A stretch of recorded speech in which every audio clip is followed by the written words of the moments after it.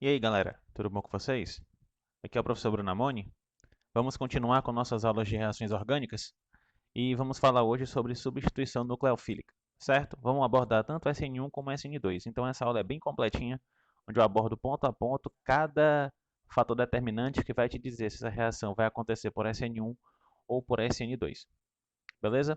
Então, antes de começar a aula, deixa o like, se inscreve no canal, compartilha esse conhecimento. Agora, sem enrolação, vamos começar a estudar até saber química de cor. Solta a vinheta.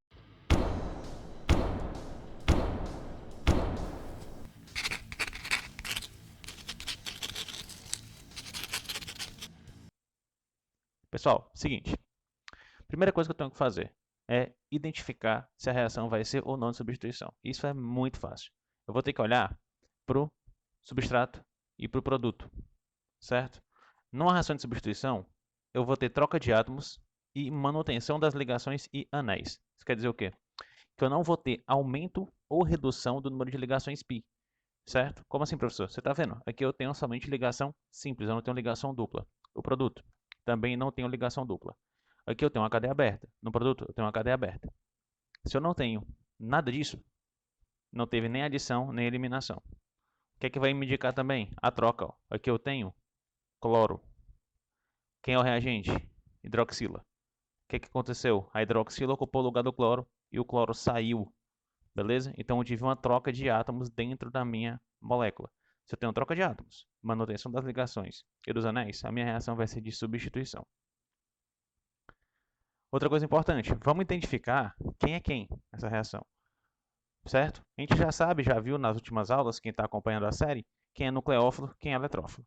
Nas reações de adição, de substituição, a gente vai ter outro cara, que é o grupo de saída. Beleza, o grupo de saída ele tem duas funções. Uma delas é a retirada da carga elétrica do carbono ao qual está ligado. Como assim, professor? O cloro, por exemplo, se for o cloro o grupo de saída, ele é mais eletronegativo que o carbono que está aqui ligado, certo? O que vai acontecer? Esse cara vai deixar esse carbono parcialmente positivo, vai retirar a carga elétrica dele. Lembra, um átomo mais eletronegativo, ele tem a função, ele tem a capacidade de retirar, de puxar para si os elétrons em uma ligação química. Aqui eu tenho uma ligação química, ele está puxando os elétrons do átomo de carbono. Outra função é estabilizar as cargas negativas que sobram da reação. Essa ligação em algum momento vai ser quebrada para poder receber a hidroxila no lugar, ok? Então, esse par de elétrons, normalmente, ele vem para o átomo mais eletronegativo, normalmente ele vai vir para o cloro. Então, esse grupo de saída tem que ter a função de poder acomodar essa carga, ou seja, você nunca vai ver um grupo de saída, um metal, por exemplo, como sódio, como potássio, que não consegue acomodar elétrons, beleza? Outro cara importante, o eletrófilo, certo? Quem é que vai ser o eletrófilo numa reação de substituição? O carbono a qual o grupo de saída está ligado. Por quê? Porque o grupo de saída vai deixar esse cara com carga positiva, que é uma característica de um composto eletrofílico que gosta de elétrons, certo? E o nucleófilo também faz parte. Qual é a função do nucleófilo? Ele vai ser o reagente que substitui o grupo de saída do substrato. É esse cara, o nucleófilo, o reagente que vai atacar o carbono eletrofílico. Lembra? Lá falei na reação de adição, mas aqui eu repito. O deslocamento dos elétrons sempre sai do nucleófilo para o eletrófilo. Uma coisa bacana, ó. Lembra que eu falei na aula de introdução às reações orgânicas? Eu falei o seguinte: quem define o mecanismo é o reagente. Como reagente ao nucleófilo, a reação tem que nome? Substituição nucleofílica. Esse é o mecanismo da reação. Baseia-se no fato do reagente ser o nucleófilo. É ele que vai atacar o substrato e não o contrário, tá bom? Beleza? Eletrófilo, nucleófilo, grupo de saída. Bom, como é que ocorre a reação de substituição nucleofílica? Seguinte, o nucleófilo, aquele cara que gosta de carga positiva, certo? Porque tem carga negativa, vai atacar o carbono eletrofílico do substrato e o grupo de saída vai ser liberado. O nome dele diz tudo, né? Saída ele vai sair. Quem é o nucleófilo aqui nessa brincadeira? É a hidroxila. Ela vai atacar o carbono eletrofílico. Ele é nucleófilo porque ele tem carga negativa. Vai atacar esse carbono que está ligado ao cloro, que é um carbono eletrofílico. Beleza? E o grupo de saída vai ser liberado. Vai sair da molécula. Qual é o produto que eu tenho? A hidroxila no lugar do cloro. E o cloro saiu e ficou com a carga dessa ligação. Vamos olhar para a cinética desse negócio. porque a gente consegue explicar já já por que é SN1 e por que é SN2. Seguinte, se eu pegar aqui um quadrozinho cinético básico, quem não sabe direitinho disso, vai lá na aula de cinética, que vai aparecer aqui no card. Se não tiver sido feito ainda, eu vou fazer depois. Mas vai aparecer o card aí. Seguinte, experimento 1 e 2, certo? Repara, se eu dobro a concentração do substrato, quem é o substrato? É esse cara aqui, ó. Ele que é o substrato. Se eu dobro a concentração dele, ó, foi de 1 mol para 2 mols, e mantenho constante a concentração do nucleófilo, que é esse cara aqui, ó, o que vai acontecer? A velocidade dobra, certo? Isso quer dizer o quê? Que a velocidade é diretamente proporcional ao substrato. Isso em cinética eu digo que ela é de ordem 1 em relação ao substrato, porque a velocidade somente dobra. Beleza? Se eu faço o mesmo experimento, agora mantendo constante as concentrações do substrato e dobrando a concentração do nucleófilo, eu também reparo que a velocidade dobra, vai de 2 para 4 mol por minuto. Beleza? Isso quer dizer o quê? Que a reação é de ordem 1 em relação ao substrato e de ordem 1 em relação ao nucleófilo. Consequência disso, se eu for lá escrever a lei de velocidade, certo? Velocidade é igual a constante vezes as concentrações dos reagentes, certo? Concentração inicial dos reagentes. Eu vou perceber que a velocidade depende do substrato e do nucleófilo. Ela depende das duas moléculas. Duas moléculas, bimolecular. Bimolecular, beleza? Grava isso, bimolecular. Vamos pensar agora na mesma reação. Olha como ela é parecida. Certo? Eu vou ter o quê? Nucleófilo atacando carbono. Liberação do grupo de saída. Produto formado. Certo? O nucleófilo substituindo o grupo de saída. E o grupo de saída sendo liberado. Beleza? Vamos olhar para a cinética. Isso aqui. Se eu dobro a concentração do substrato, eu dobro a velocidade, mantendo o nucleófilo constante. Beleza? Ou seja, ela vai ser de ordem 1 também para o substrato.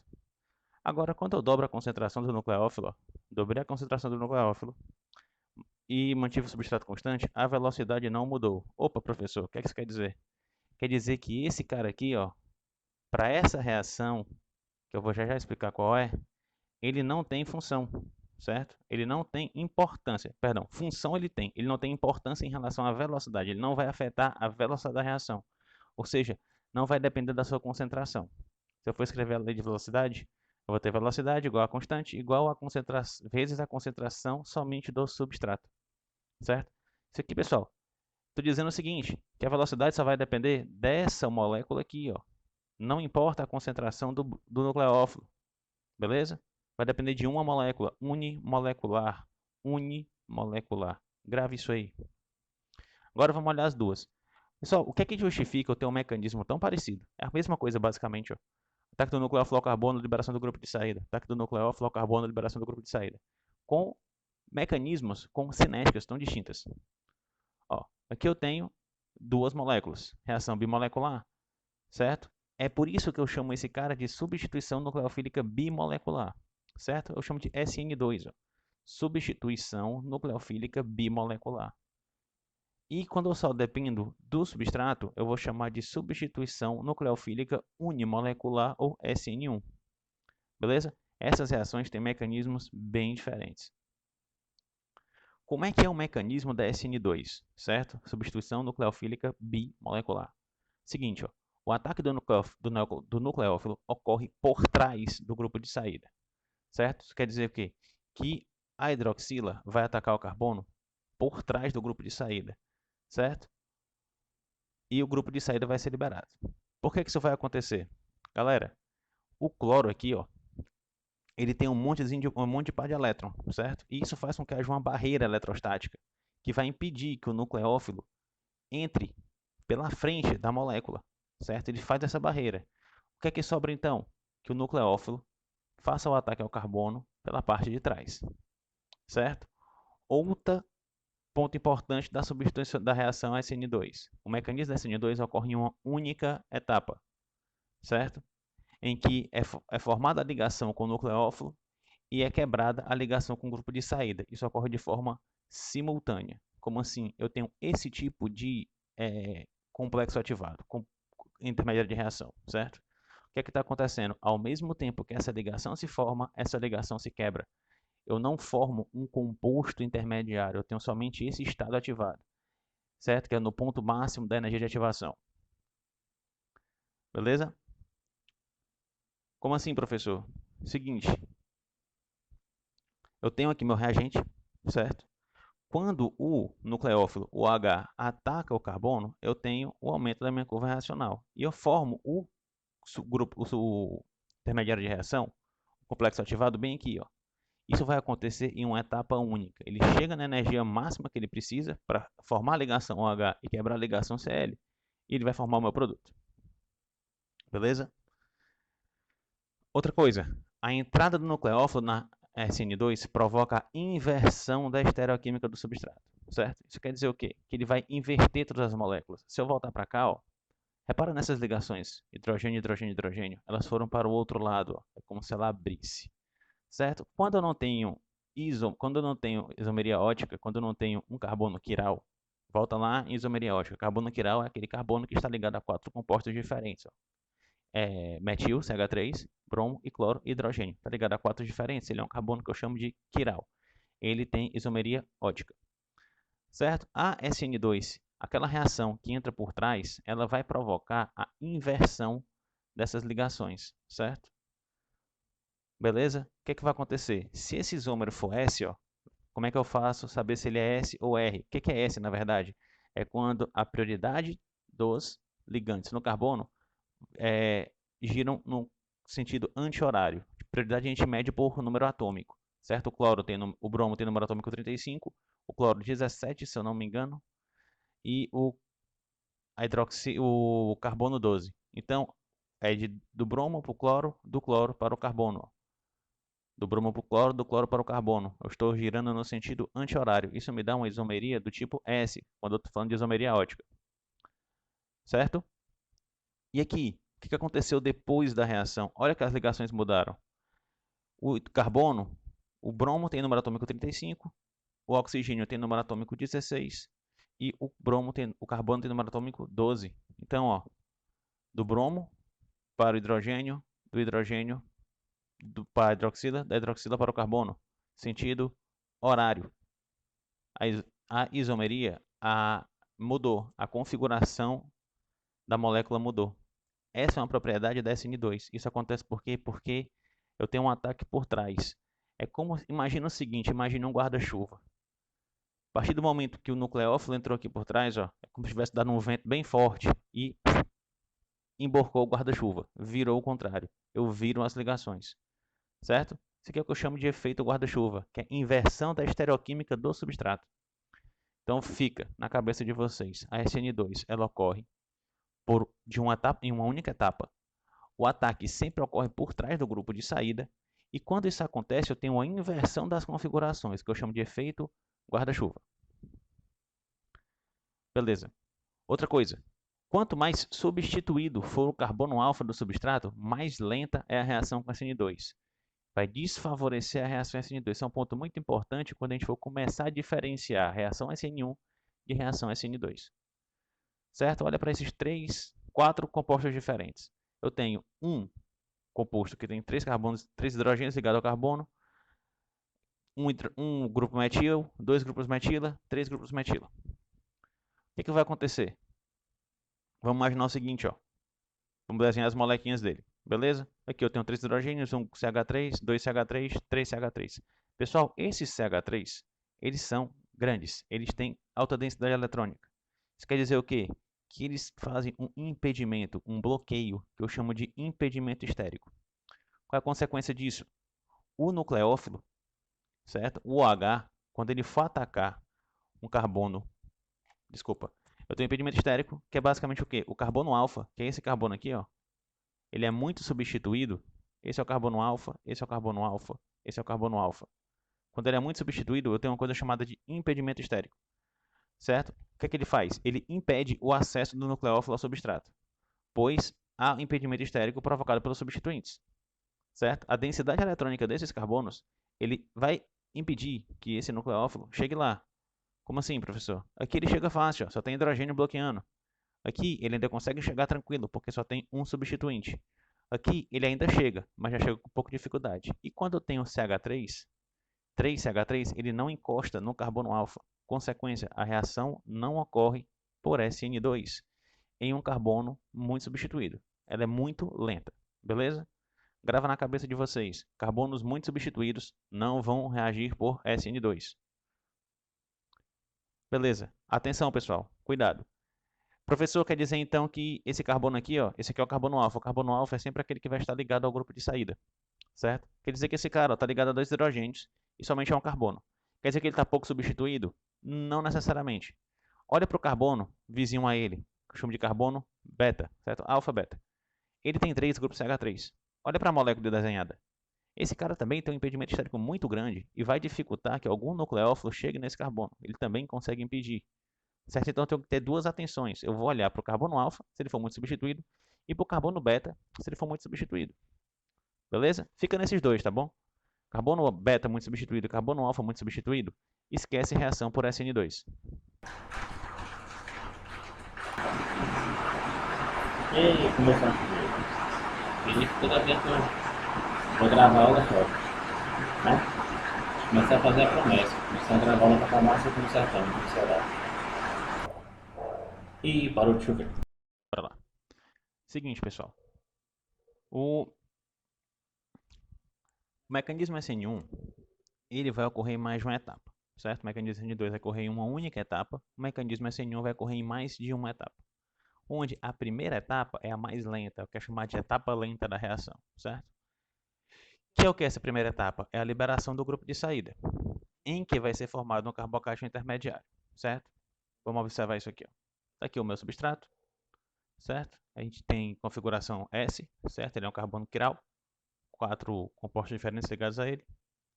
A primeira coisa que vai acontecer na SN1, se é específica da SN1, é a liberação desse grupo de saída. Primeira coisa, não tem ataque nucleófilo antes. Libera o grupo de saída, forma um carbocation, certo? Aqui tem uma diferença crucial em relação a SN2. SN2, o ataque só pode ser por trás da molécula. Por quê? Porque eu tenho o cloro na SN2, ou qualquer grupo de saída lá, com alta densidade eletrônica, que vai bloquear essa frente dele aqui e vai permitir que o ataque seja só por trás. Na SN1, como a primeira parte é a liberação do grupo de saída, eu formo um carbocation planal. Esse cara é um plano, certo?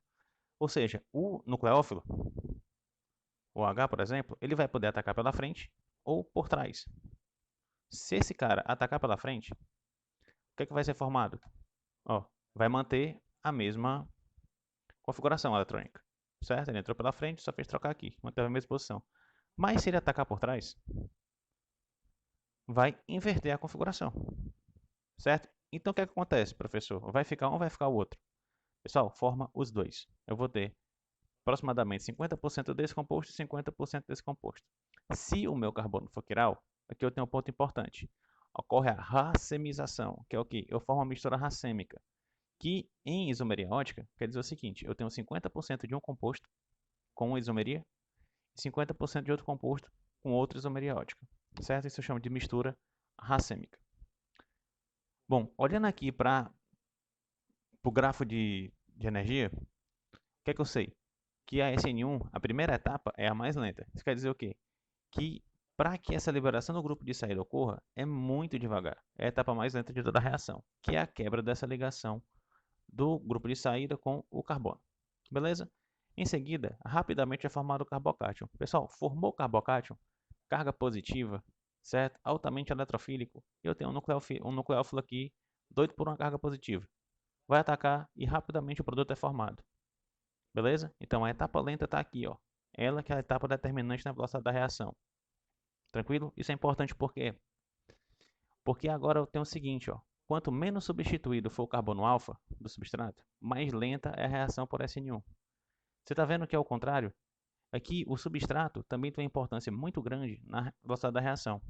Só que na SN2, que isso aqui era a mais rápida possível, porque eu tenho pouco, eu não tenho impedimento estérico aqui, não tenho CH3 ligado ao carbono alfa, então eu tenho essa entrada por trás livre. Para SN1 é o contrário, certo? O carbono, a etapa mais rápida, a reação mais rápida vai acontecer quando eu tiver esse substrato. Ou seja, eu tenho opostos. Isso facilita muito na hora de eu conseguir diferenciar se a reação vai acontecer por SN1 ou por SN2. Porque esse tipo de substrato, SN2, esse tipo de substrato, SN1. Beleza? Agora vamos entender por que o menos substituído vai ser o mais lento. Por que esse cara é mais lento para SN1? Pessoal, a primeira coisa que vai acontecer é o grupo de saída ser liberado e vai formar um carbocátion, ok? Isso vai acontecer com todos os nossos exemplos aqui. Beleza? Um carbocátion primário, um carbocátion secundário e um carbocátion terciário. Lembra? Ó, primário é porque está ligado a um carbono, secundário porque está ligado a 2 carbonos, terciário porque está ligado a 3 carbonos. Pessoal, vamos olhar como é a cara desses carbocátions. É isso aqui, ó. Um carbocátion. Lembra, esse carbono aqui ele é positivo. Beleza? Ligado a 3 hidrogênios, ligado a 2 hidrogênios e um grupo CH3, e assim sucessivamente. Aqui eu vou pensar em estabilização desse carbocátion, certo? Mesmo raciocínio da reação de adição eletrofílica. Estabilização do carbocátion. O carbocátion formado após a liberação do grupo de saída é estabilizado pelos elétrons substituintes alquila. Por efeito indutivo doador de elétrons, certo? Deixa eu repetir isso aqui. O carbocátion formado após a liberação do grupo de saída é estabilizado pelos substituintes alquila por efeito indutivo doador de elétrons. Pessoal, o que é esse negócio, professor, de efeito indutivo doador de elétrons? Seguinte, esse cara, os grupos metila, certo? Os grupos CH3, eles têm uma propriedade que é de doação de carga. Eles têm um efeito indutivo, indução. Do mesmo jeito que o cloro retira densidade eletrônica para ele, puxa para si, o grupo metila doa. Ele passa para o carbono vizinho a ele. O carbocátion é um cara extremamente necessitado de carga negativa, já que ele tem uma carga positiva. Então ele quer negativo para poder se compensar. E o CH3 gosta de dar carga negativa. Pessoal, eu quero. E você quer dar? No instante, não é não? Beleza? Então o que vai acontecer? Eu vou ter doação de carga. Esse grupo CH3 vai doar, estabilizando o carbocátion 1. Quando eu for no carbocátion secundário, eu vou ter 2 grupos CH3 doando carga. Quando for no terciário, eu vou ter 3 grupos CH3 doando carga. Pensa, o carbocátion quer e o CH3 está querendo dar carga. Beleza? Consequência disso, esse cara é muito mais estável. E tem uma máxima na química orgânica: se é estável, se é o mais estável, vai ser formado mais rapidamente, vai ser formado prioritariamente. Beleza? Então, eu estou falando de carbocátion? Se eu estou falando de carbocátion, é o seguinte, pessoal: rearranjo. Pense nisso, certo? No mecanismo SN1, o que é formado? Carbocátion, certo? Ele é o intermediário da reação. Uma das características do carbocátion é a capacidade de rearranjar na molécula, certo? Vamos observar isso direitinho. Ó. Aqui eu tenho esse substrato. Primeira etapa da reação SN1 é a quebra do grupo de saída e formação do carbocátion. O que é esperado? Que o nucleófilo ataque o carbono eletrofílico, o carbono com carga positiva, beleza? Então esse era o produto que eu esperaria da substituição. Tranquilo? Professor, por que você não está mostrando aqui uma mistura racêmica?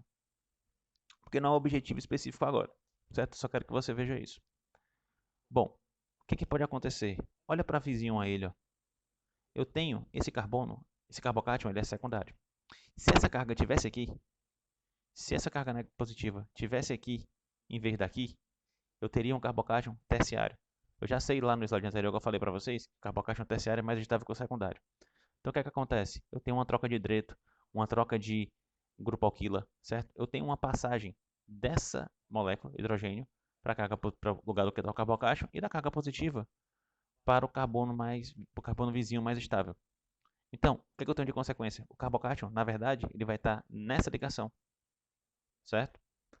Beleza, professor. Então quer dizer o quê? Que o nucleófilo vai atacar aqui e o meu produto é esse, certo? O álcool, a hidroxila, sendo adicionado no carbono terciário. Então isso aqui não vai acontecer. Então, pessoal, atenção. Toda reação orgânica que envolve carbocátion analisa se vai ter rearranjo, certo? Nas reações de substituição e de adição a alcenos, com certeza tem rearranjo, beleza? Então marca isso, ó. SN1 vai ter rearranjo de carbocátion, certo? Então, se houver rearranjo de carbocátion, se houver um carbono mais substituído vizinho ao carbocátion, vai ter rearranjo, beleza? Vamos seguir. Galera, existem algumas peculiaridades nos mecanismos, certo? Tanto da SN1 como da SN2, isso vale para as duas. Bom, uma delas é que às vezes eu preciso protonar o grupo de saída, certo? Eu preciso colocar um próton lá. O que vai acontecer? Ó? Na reação de substituição, caso o grupo de saída seja uma hidroxila, Se o grupo de saída for uma hidroxila, a reação só vai ocorrer em meio ácido. Por quê? Porque eu tenho que protonar a hidroxila. Vamos analisar isso direito. Olha para cá. Ó. Isso aqui é uma hidroxila, certo? O que eu tenho que fazer? Essa hidroxila ela tem que sair daqui. Ele é o grupo de saída. Certo? Seja por SN1, seja por SN2, ela vai ter que sair. Qual é a consequência? O meu produto aqui vai ser OH-. Esse vai ser o grupo de saída que vai ficar no final. Pessoal, hidroxila é uma base extremamente forte, certo? Ela é uma base muito forte, pouco estável, então ela reage rapidamente e ela pode reagir com o próprio substrato. Ou seja, ela não é favorável de estar fora, ela é uma base instável, ela não consegue existir por si só, beleza? Quando isso acontece, qual é a consequência imediata disso?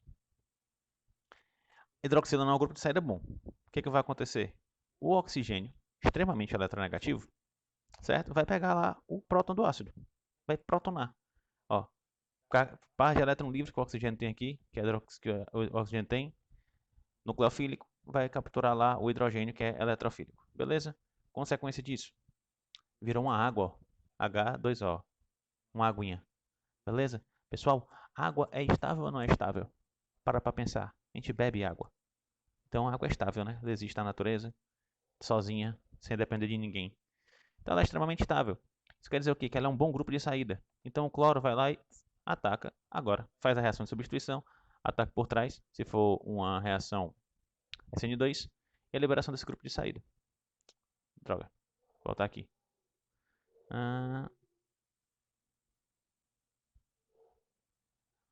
Cheguei. Pronto. Liberação do grupo de saída. Vai liberar água, certo? E o grupo de saída vai ser formado. Tranquilo? Isso acontece por quê? Porque eu preciso protonar a hidroxila. Então, o que é que eu vou pensar? Na estabilidade do grupo de saída. A hidroxila é uma base forte, por isso é um grupo de saída ruim. E a água que é formada após a protonação é um bom grupo de saída. Beleza? Faltou aqui o C cedilha e o tio. Foi mal. Bom, outra coisa é quando eu tenho que tirar um próton do final do mecanismo de reação. Isso vai acontecer quando? Nas reações de substituição. Quando o nucleófilo for neutro. Normalmente o nucleófilo é neutro quando o solvente é o próprio nucleófilo. Certo? É necessário que depois esse próton seja retirado. Vamos ver isso na reação. Pega, por exemplo, essa reação aqui na presença de quem? De água. A água vai ser o nucleófilo dessa reação, beleza? O que vai acontecer? Ela vai atacar lá o nucleófilo, o carbonato hidrofílico, vai liberar o grupo de saída, vai formar esse produto de reação. Só que esse produto ó, tem uma carga positiva aqui. O que eu preciso fazer? Liberar esse hidrogênio, arrancar um desses hidrogênios aqui. A própria água faz isso. O carbono eletrofílico vai pegar esse hidrogênio e a carga elétrica vem para o oxigênio, que é mais eletronegativo, formando o meu álcool. Beleza? E volta no meu ácido. O que acontece? Normalmente, essas reações elas ocorrem quando o solvente é o próprio nucleófilo. Isso quer dizer o quê? Reação de Sol-Vólise. Reações que o solvente é o próprio nucleófilo. Bom, pessoal, o que eu tenho que fazer agora? O que nós vamos ver? Como é que eu vou diferenciar qual o mecanismo que vai ocorrer? Se a reação de substituição vai ser unimolecular ou se ela vai ser bimolecular, SN1 ou SN2, beleza? O que a gente já sabe, ó? Na SN1, primeiro ponto, pessoal, o substrato ele é um dos principais indicadores do tipo de reação que vai acontecer, certo? Na SN1, lembra, eu vou ter um substrato mais substituído. Então, aquele cara que está ligado a 3 grupos R, ele vai ter uma estabilização maior do carbocátion, certo? Em consequência, vai favorecer a reação SN1. Enquanto que na SN2, quanto menos substituído for o substrato, o carbono alfa, mais favorecido para SN2. Beleza? Então grave isso na cabeça de vocês. Substrato completamente não substituído, SN2. Substrato que tem os 3 grupos, alquilo ligados no carbono alfa, SN1, sempre. Onde é que pode ter variação? Quando tem só um substituindo ou quando tem 2 substituindo. Principalmente quando tem 2 substituintes somente. Certo? Outro indicativo que eu vou olhar para quem? Isso aqui é olhando para o substrato. Outro indicativo ainda é o produto. Se o substrato for um carbono quiral, certo? O que é um carbono quiral? É aquele carbono que tem 4 grupos diferentes ligados a ele. Por exemplo, tivesse aqui hidrogênio, CH3, CH3 e cloro. Vamos lá. 3 grupos diferentes, mais o grupo de saída, certo? Isso aqui seria um carbono quiral. Esse carbono quiral, quando é SN1, vai formar uma mistura racêmica. Como eu mostrei nos slides anteriores, eu tenho um ataque tanto pela frente como por trás do plano. Não tem diferença.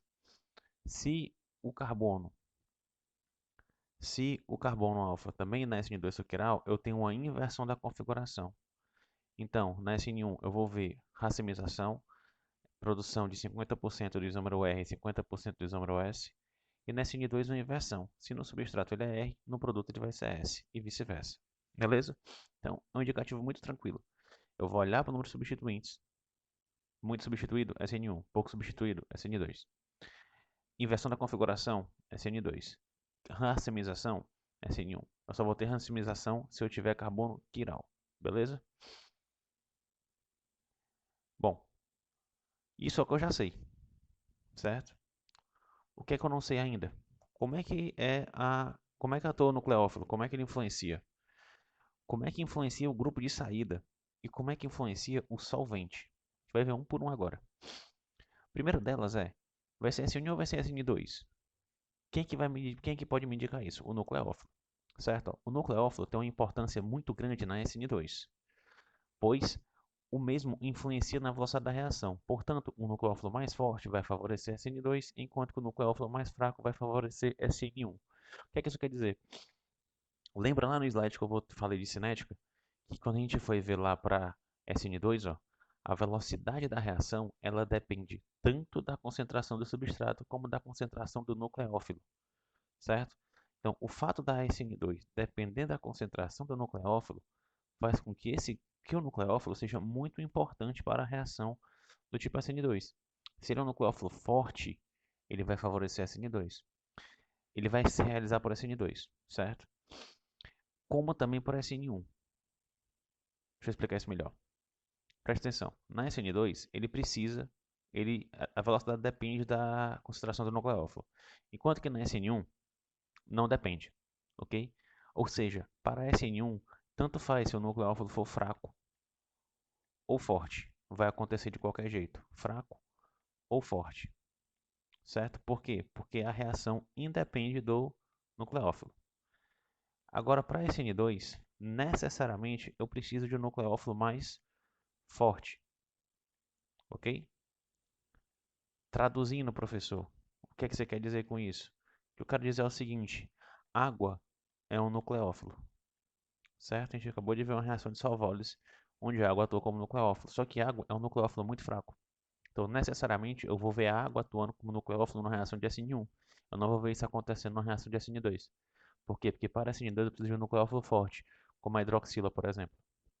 Beleza? Então, como é que eu vou raciocinar a necessidade do nucleófilo?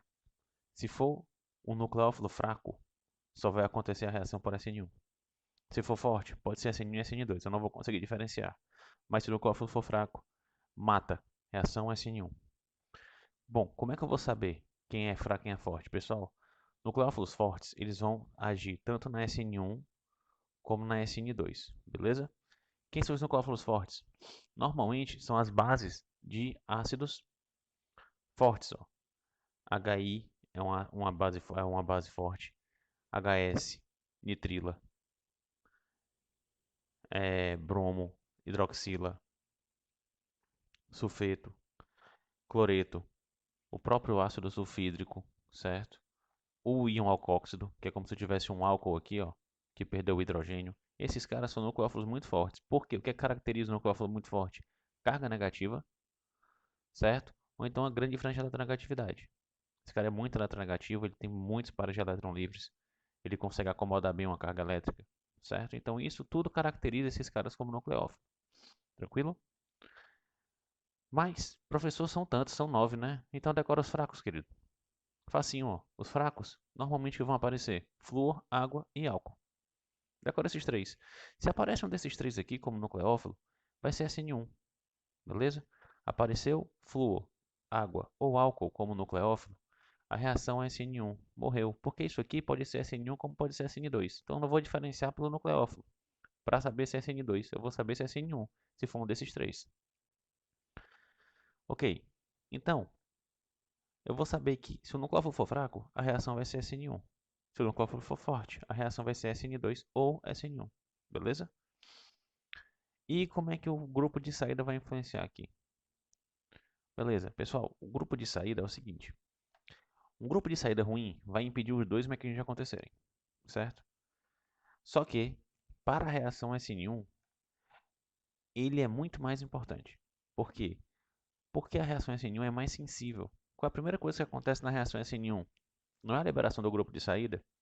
Então a estabilidade desse cara deve ser, ele tem uma influência muito grande na velocidade da reação, na própria reação em si, certo? O que é que tem que acontecer? Eu tenho que ter a liberação do grupo de saída para que eu forme o carbocátion para que o meu nucleófilo possa atacar, ok? Então, o que é que eu vou pensar quando eu tento racionalizar a importância do grupo de saída? Na estabilidade dele, certo? Bases conjugadas de ácido fortes são bons grupos de saída, enquanto que bases conjugadas de ácidos fracos são grupos de saídas ruins. Por quê, pessoal? Lembra de uma regrinha lá de ácido base? Se eu for forte, eu faço se eu for uma base fraca, eu tenho um ácido conjugado, perdão, se eu sou um ácido fraco, eu formo uma base conjugada forte. Se eu sou um ácido forte, eu faço uma base conjugada fraca. Eu sempre produzo o meu oposto, ok? Então, eu posso olhar para cá, ó. Eu tenho esses ácidos aqui, certo? A força ácida aumenta de baixo para cima. Aqui eu tenho amônia, álcool, água e o hidrônio, que é um ácido. Ácido clorídrico, ácido bromídrico, ácido iodídrico. Beleza? E eu tenho a base conjugada. A estabilidade dessa base vai aumentar também de baixo para cima. Isso quer dizer o quê, professor? A amônia é um ácido muito fraco, certo? Ele tem uma dificuldade grande para liberar esse hidrogênio aqui, é tanto que ela é tida como base, certo? Quando ela libera, ela vai formar NH2 com carga negativa. Esse cidadão aqui, ó, é muito instável, ok? Ele não vive, ele não acontece assim. Ele rapidamente captura hidrogênio de novo e volta para a fase de amônia. O álcool, muito parecido. Isso aqui é uma base muito forte. É tanto que ele é um nucleófilo muito bom, certo? O OH também, pensa lá, OH, pessoal, isso aqui é soda cáustica, hidróxido de sódio, NaOH. Isso aqui é uma base muito forte. Então, esses caras não vão ficar na forma de base. Eles não têm estabilidade para isso. Então, se eu tenho um grupo de saída nessa condição, é muito ruim. Nessa condição, é muito ruim. E nessa condição também é muito ruim. Beleza? Por quê? Porque eles não têm estabilidade. Certo? Então, eu posso pegar assim, ó, ácidos fortes, partindo do íon hidrônio, vão dar bons grupos de saída. Certo? Se eu tenho água, DMSO, água, esse grupo sulfóxido aqui, que tem isomeria, perdão, que tem ressonância, cloreto, brometo e iodeto, são excelentes grupos de saída, principalmente esses aqui, certo? E os íons sulfeto. Agora, quando eu tenho ácidos muito fracos, como a água, que é um ácido extremamente fraco, ou os álcoois, ou a amônia, eu vou ter grupos de saídas muito ruins. Então, se o grupo de saída é hidroxila, se o grupo de saída é o íon alcóxido, ou se o grupo de saída é NH2-, esquece, eles não vão acontecer, certo? Se acontecer, ele vai ser em condições muito especiais. Um exemplo é que quando eu tenho o OH como grupo de saída, eu mostrei no slide anterior, que eu precisava protonar ele para que ele vire uma água, que é um grupo de saída bom. Beleza? Então, quais são os grupos de saída mais usados? O que é que a gente vai ver? Normalmente os aletos, cloreto, iodeto e brometo, certo? Ou íon sulfonato, certo? Que é o tosilato, o mesilato e o triflato. Pessoal, qual é a vantagem dos íons sulfonatos? Ressonância. Aqui, ó, eu tenho uma ressonância muito grande com essas três ligações de oxigênio. A dupla ligação, ela consegue se mover muito bem aqui dentro dessas ligações, certo? Beleza? Então eu tenho um estrado ressonante que divide bem essa carga, deixando essas bases muito estáveis. Ok? Então são bons grupos de saída. O que é que eu vou ter que raciocinar em cima disso então? Se aparecer cloreto, iodeto e brometo, tosilato, mesilato, triflato, tanto para SN1 como para SN2 tem muita importância. Agora, na SN1 é mais difícil eu ter um grupo de saída muito ruim, certo? Se eu visualizar lá amônia, álcool na SN1, dificilmente vai acontecer, certo? Bom, então o que é que eu já sei? Grupos de saída na SN1 o mais estável possível. Na SN2 tem que ser estável, mas eu consigo ter reações do tipo SN2 com grupos de saídas mais ruins, certo? Com grupos de saídas piores, o que não vai acontecer na SN1. E o solvente. Como é que o solvente vai influenciar para a gente finalizar esse assunto? Seguinte, ó, o mecanismo da SN2 ele é favorecido se a reação ocorrer em um solvente polar aprótico, certo? Enquanto que o mecanismo SN1 é favorecido por um solvente polar prótico. Bom, professor, o que diabo é aprótico e prótico? Galera, seguinte, o solvente polar prótico vai ser aquele solvente que possui hidrogênio ligado a oxigênio ou nitrogênio, certo? Esse cara, ele tem a capacidade de solvatar tanto o cátion como o ânion. Olha para cá, um exemplo de solvente polar prótico é água. Hidrogênio ligado a oxigênio, beleza? Hidrogênio ligado a oxigênio. Ou nitrogênio, amônia também é um solvente polar prótico, certo? Eu vou solvatar cátions e ânions. O que é essa solvatação? Imagina que você tem NaCl, Na+, Cl-. Eu tenho um cátion aqui no Na+, e o ânion no Cl-. O que eu sei? Eu sei que o oxigênio é muito mais eletronegativo que o hidrogênio. Então ele tem uma carga parcial negativa sobre ele, e os hidrogênios têm uma carga parcial positiva sobre eles. Isso faz com que essa molécula seja polar, certo? Solvente polar prótico. Eu tenho hidrogênios muito eletropositivos, certo? Consequência, eu tenho um oxigênio que tem carga parcial negativa que consegue solvatar o sódio, certo? Cercar a molécula de sódio e ela perde muito a sua reatividade, beleza? E eu tenho o hidrogênio, que é positivo, que vai conseguir fazer a mesma coisa com os ânions, beleza? Só que qual é o problema? Ânion é quem, pessoal? Qual a importância do ânion para a reação de substituição? Os ânions são os nucleófilos. Cloro menos, OH menos, OH menos, cloro menos, HS menos. Esses caras são nucleófilos. Se eles são ânions, eles têm carga negativa e eles podem ser solvatados pela água, solvente polar prótico, eu vou ter uma dificuldade desses caras reagirem. Porque além do próprio cloreto nucleófilo ter que chegar no carbono alfa, eu vou ter que arrastar todas as moléculas do solvente que estão solvatando ele. Beleza? É como se eu tivesse tendo que correr com o pneu amarrado nas costas. Então, solvente polar prótico, que tem essa capacidade de solvatar ânions, vai dificultar a reação por SN2. Beleza? E o solvente polar prótico? O solvente polar prótico vai ser um solvente que não possui hidrogênios ligados nem a oxigênio ou nitrogênio. O ponto está aqui, ó, não. Certo? Não possui. Beleza? Um exemplo, DMSO. Olha para a capa de metilsulfóxido. Deixa eu botar aqui em vermelho isso aqui.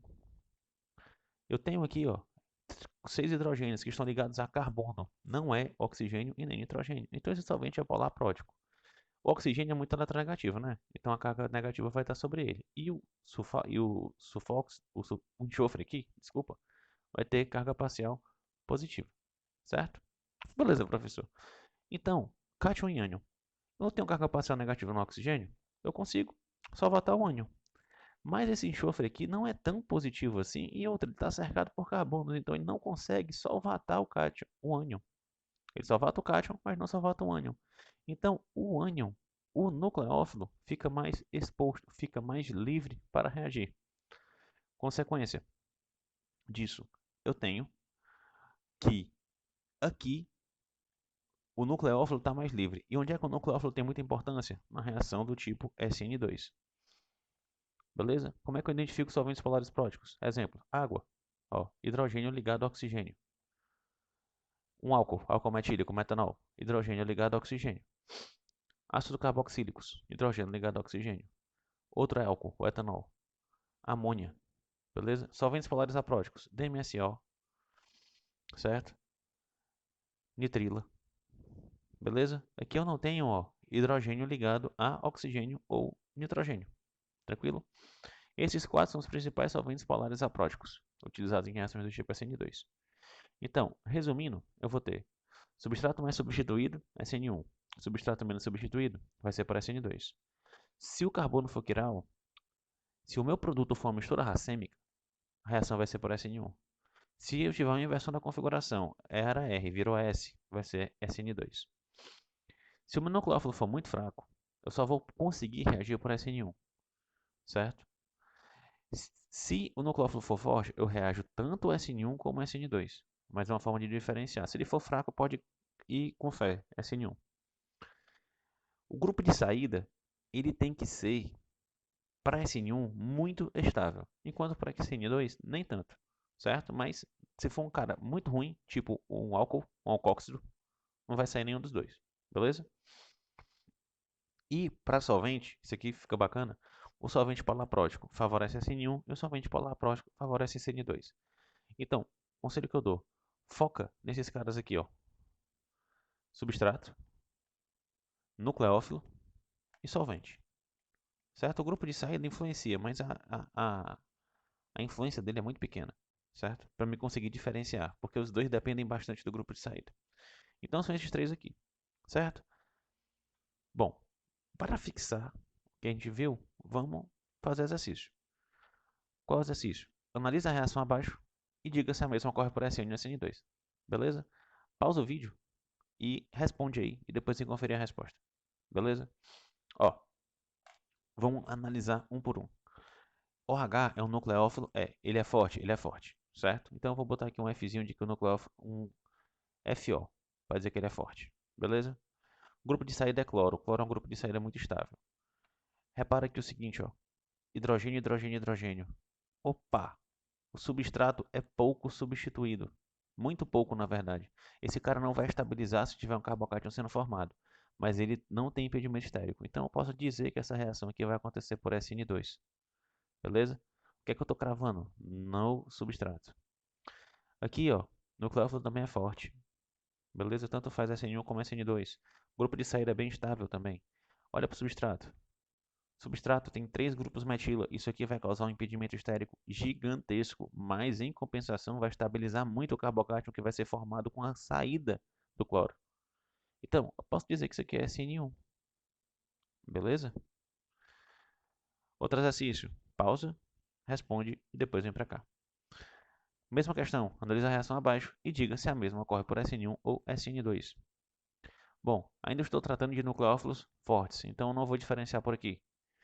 Mas repara, aqui eu tenho ó, cloro, CH2, certo? E CH3. Estrutura de linhas. Eu tenho um hidrogênio aqui para trás, ó, certo? Beleza, então eu tenho um carbono quiral, está ligado a 4 compostos diferentes. Ele tem que isomeria ótica. Que configuração ótica? Vamos lá. Prioridade 1 para o cloro, prioridade 2 para o CH2, prioridade 3 para o CH3. Você não dá prioridade para o cara que está para trás, certo? Tem que ser de menor prioridade no caso. Bom, ó, 1, 2, 3. 1, 2, 3. Sentido anti-horário. A isomeria desse cara é S. Agora, vamos ver se se inverteu. 1, 2, 3. Certo? CH2, CH3, oxigênio. 1, 2, 3. Opa, é R. Professor, inverteu a configuração. Se inverteu a configuração, SN2. Acabou. Morreu Pompeu. E aqui, professor? Ainda nucleófilo forte. Não vou estar diferenciando por aqui, ó. Beleza? O que é que formou? O professor formou dois produtos. Pessoal, se formou dois produtos, vai ser mistura racêmica. SN1. Se eu quiser fazer, eu vou fazer. Isso aqui é a mesma dessa, ó. É S. Certo? Aqui é a mesma dessa, ó. Também agora vai ser R. E essa aqui não mudou nada, ó. Só trocou o cloro por oxigênio. Prioridade 1 para ele, prioridade 1 para ele. Também vai continuar S, ó. S, R mais S. Estou falando de mistura racêmica. Reação SN1. Tranquilo? Bom, mais uma. Pausa o vídeo, responde e volta para conferir a resposta. Ó, analise as reações abaixo e diga se a mesma ocorre por SN1 ou SN2. Mesma coisa. Opa, professor, agora eu estou olhando aqui para a água. Água é o nucleófilo o quê? Um nucleófilo fraco. Beleza? Se é um nucleófilo fraco, acabou, meu filho. Acabou-se. Se é fraco, a reação é SN1. Eu só vou ter essa reação sendo possível por SN1. Bom, essa aqui está tranquila. O nucleófilo é fraco, SN1. E aqui, que eu tenho que olhar? Bom, o nucleófilo é forte. Pode ser SN1 como pode ser SN2. Beleza? Eu tenho inversão? Não, não tenho inversão porque eu não tenho carbono quiral. Isso aqui é CH3. Aqui é CH3. Certo? São iguais. Esse carbono alfa, ele é dissubstituído. Beleza? Então, tanto pode ser por SN1 como pode ser por SN2. Então, nada aqui até agora está me ajudando a diferenciar. Mas o que é esse cara aqui? Isso aqui é água. Ó. Quando a água aparece em cima da setinha, normalmente eu estou dizendo que ela é um solvente. Certo? A gente vai lembrar que água é um solvente, ó. Oxigênio, hidrogênio, hidrogênio, hidrogênio ligado a oxigênio ou nitrogênio. É um solvente polar prótico. Se ela é um solvente polar prótico, ela vai fazer o quê? Ela vai solvatar esse nucleófilo aqui, ó. Certo? Ela vai diminuir a concentração, a força desse nucleófilo. Pode pensar como você quiser. Ela vai reduzir a ação do nucleófilo. A reação SN2 é extremamente sensível à força do nucleófilo, enquanto que a reação SN1 não é. Então, na presença de um solvente polar prótico favorece a reação do tipo SN1, beleza? Então, é assim que eu diferencio, ó. Substrato, pouco substituído, SN2. Muito substituído, SN1. Teve inversão na configuração, SN2. Formação de mistura racêmica, SN1. Nucleófilo é fraco, sem medo, SN1. Solvente polar prótico, sem medo, SN1. Beleza? Agora é o seguinte, mais um exercício. Mostre as setas curvas e escreva os produtos formados nas etapas do mecanismo abaixo, certo? Dá uma pausada aí e resolve, beleza? E depois vem aqui para conferir. O que eu quero que você faça? Que você mostre a seta curva e indique qual o mecanismo que está sendo formado abaixo, beleza? Primeira coisa que eu vou ter que olhar aqui, galera, o grupo de saída é uma hidroxila. Hidroxila não é um grupo de saída bom. Consequência, eu preciso que ela seja protonada. Ela vai ser protonada por quem? Por um ácido. Certo? Aqui, ó, ácido sulfúrico, H2SO4.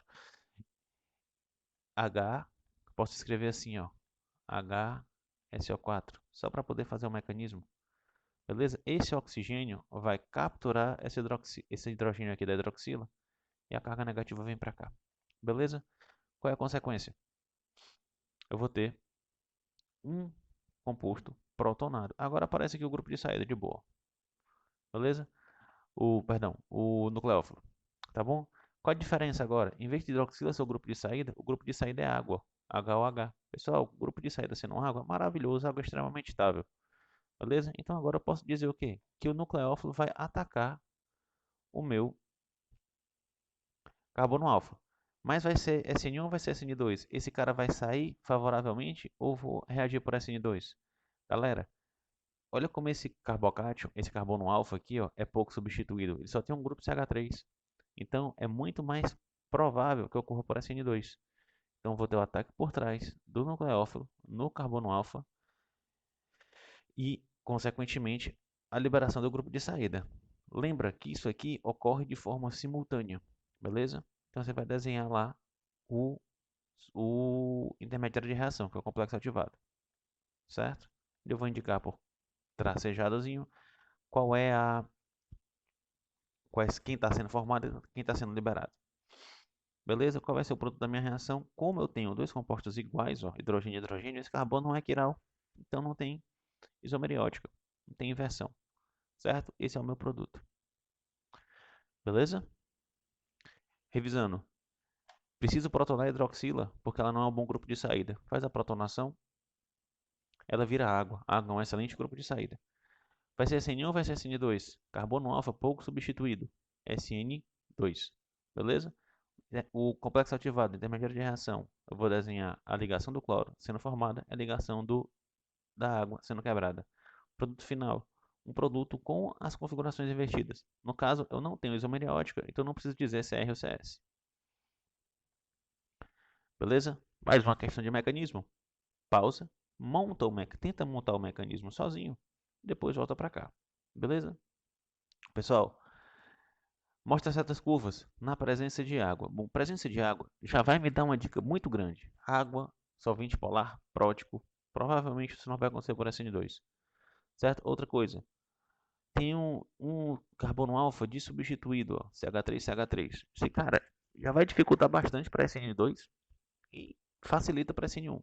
Então, solvente polar prótico com carbono alfa substituído e um grupo de saída bom, irmão, SN1, vai na fé. Então, a primeira coisa que vai acontecer é a liberação do grupo de saída, certo? Liberou o grupo de saída, formou o quê? Formou um carbocátion.